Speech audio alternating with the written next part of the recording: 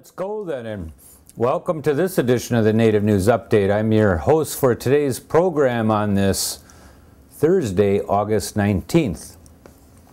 Many of the stories read here can also be found at our website at IndianCountryNews.com, and here are some of the news stories from the day from the Associated Press and other Native news sources. A South Dakota state judge ruled recently that an alleged murder confession and threat by American Indian Movement bodyguard Leonard Peltier should be introduced as evidence in a decade-old South Dakota murder case, but won't allow a note that prosecutors described as an execution order.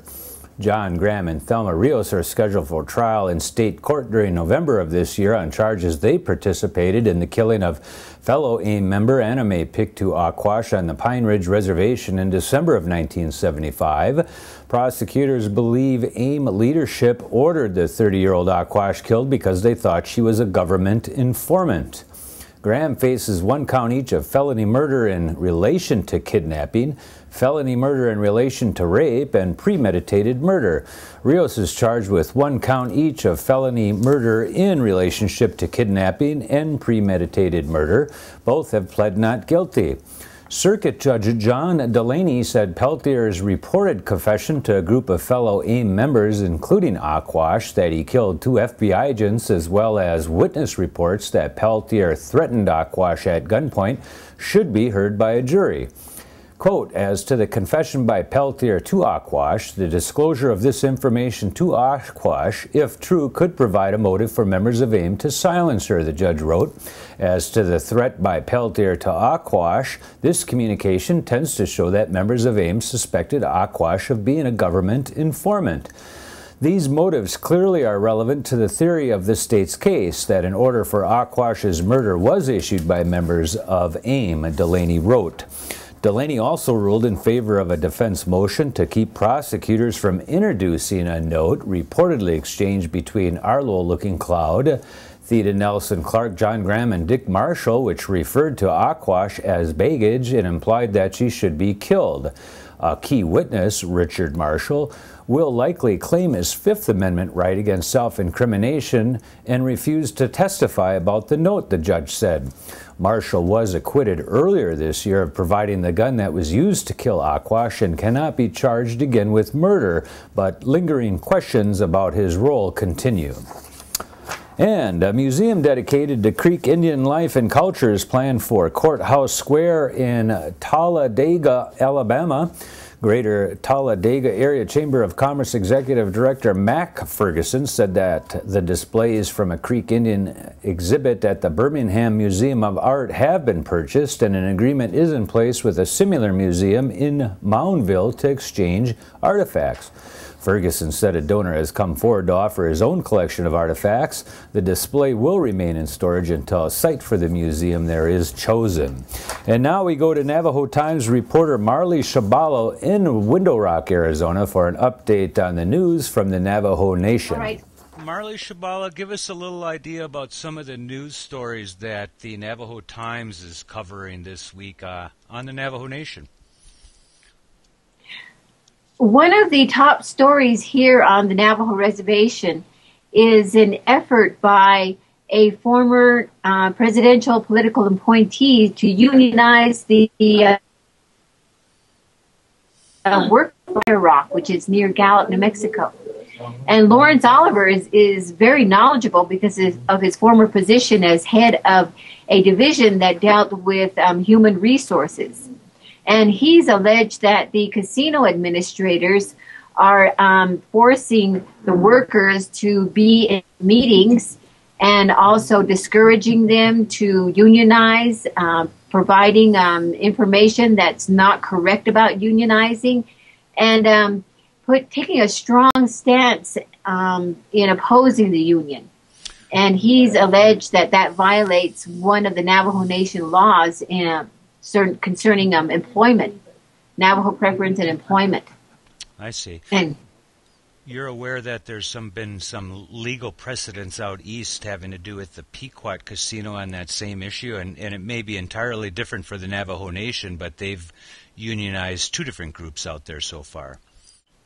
Yeah, and that's what's interesting is that the group that's helping Mr. Oliver unionized are out of Las Vegas, and they're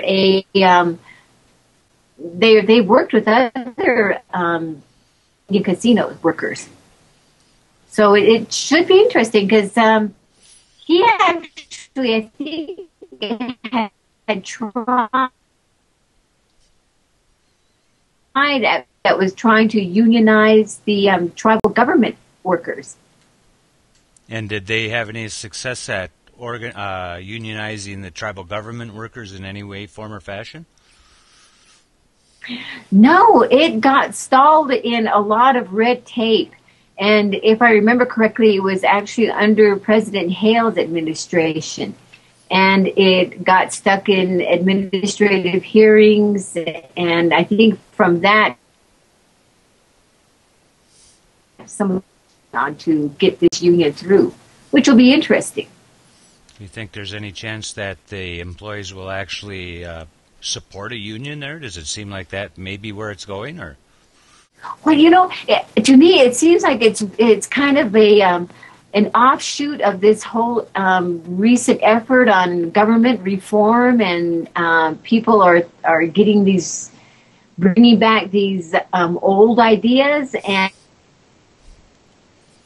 and there's another attempt now by a group out in the western part of the reservation to become separate from the main central government.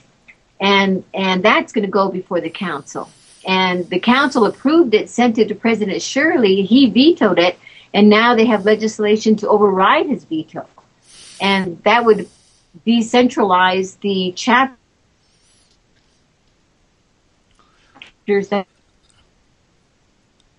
are in the western area. The services that Winter Rock provides, like police and some of the, even the Department of Justice, those things would all shift over to the Western Agency, and they would have their own administration over there. I see. It's not like a secession from the government. It's just establishing a separate governance for those particular chapters. Yeah. And and President Shirley says, claims that, but it can also be viewed as continued opposition to this effort to reduce the council, because it was the Western Agency chapters that came out very strong in opposing the reduction in council, and also giving presidential line item veto authority. Oh, it's interesting. So it's if they can't have it their way, then they want to be separate from it.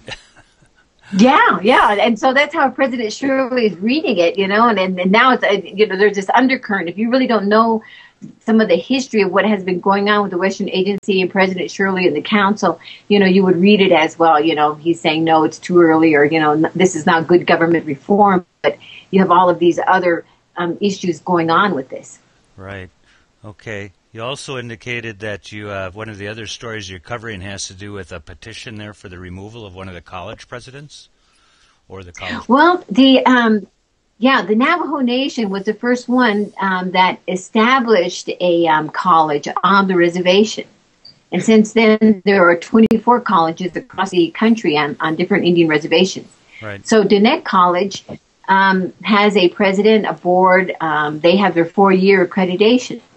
But there's been a lot of controversy with the president, Ferlin Clark. He's very young, and there was the Board of Regents had actually put him on leave and pending an investigation.